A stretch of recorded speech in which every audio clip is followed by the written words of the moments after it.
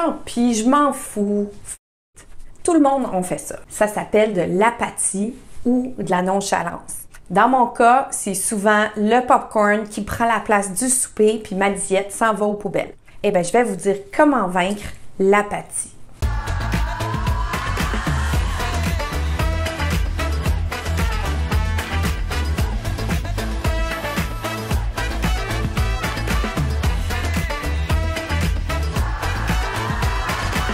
Vous avez un objectif et là, vous rencontrez quelques petits échecs. Votre cerveau vous propose des pensées qui stressent, qui angoissent, qui dépriment, puis éventuellement, ça provoque de l'épuisement. Lorsqu'on est malheureux, on se tourne vers la nonchalance pour faire face à nos sentiments. Et ça crée la déprime. La déprime fait qu'on est encore plus nonchalant et donc on devient plus déprimé. C'est un cercle vicieux. À chaque fois que je me fixe un objectif, je me suis rendu compte que mon cerveau me propose des idées qui sont pas utiles pour m'empêcher de travailler ou pour pas vivre d'inconfort.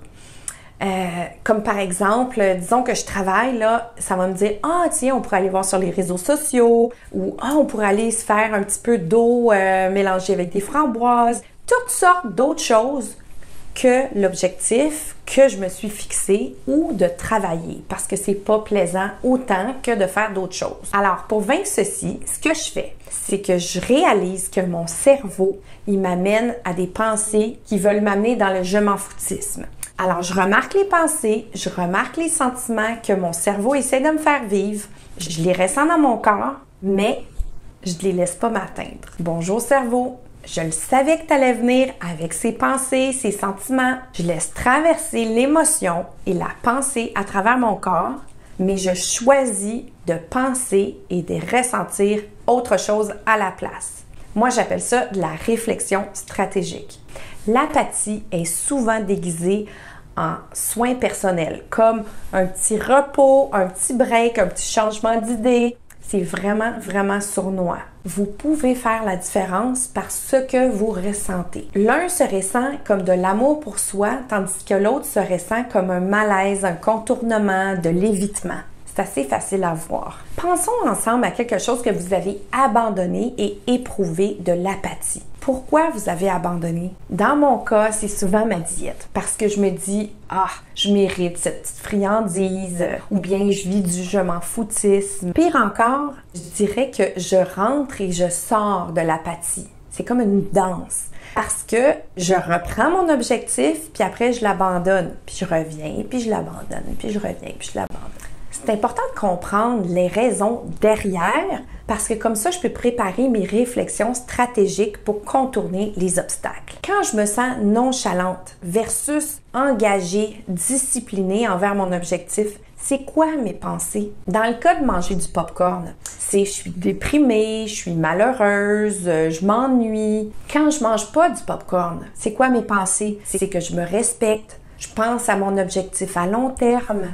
Je m'aime, je prends soin de moi. Une autre chose à noter, c'est que dois-je croire pour arriver au résultat que je souhaite? La croyance, c'est ça la clé. Elle doit être dans votre cerveau avant d'atteindre l'objectif. Exemple, quelqu'un pourrait pas dire « je vais être super riche à faire telle affaire », à moins qu'il soit convaincu avant ce qu'il va faire. Ça va lui rapporter beaucoup. La même chose pour maigrir. On doit croire qu'on est capable de perdre du poids pour perdre du poids.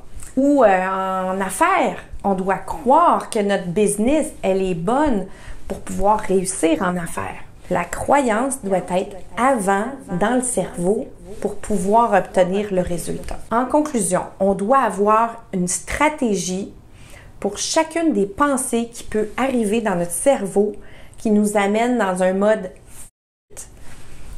et puis cette stratégie-là, quand ça arrive, on a juste à l'implanter, à choisir de la penser.